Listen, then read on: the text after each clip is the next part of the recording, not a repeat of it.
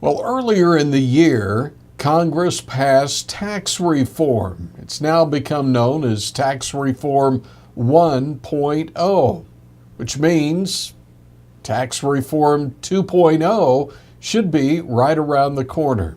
Now, the chairman of the House Ways and Means Committee from Texas is Kevin Brady. Yeah, so now we have one of the most competitive tax rates in the world, but here we're trying to change the culture. In the past, Congress would wait 30 years in between fixing this tax code.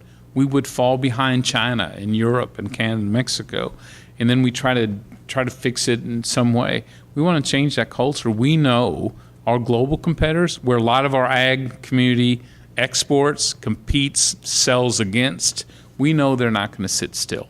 And so I want to make sure that every year Congress is asking itself, just like our farmers, how do we become more competitive? How do we become more innovative? How do we get better? And so if we'll do that in Congress, that'll make sure our farmers and ranchers, our ag community, they're more competitive and more innovative and better.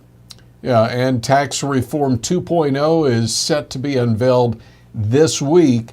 One area that Brady mentioned he was disappointed by was the lack of being able to eliminate for good the death tax, that estate tax, especially hitting agricultural producers harder than others simply because farmers have been known to be cash poor but asset rich.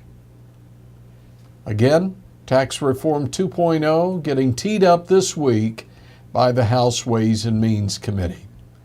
And with another Ag News update, I'm Tony St. James.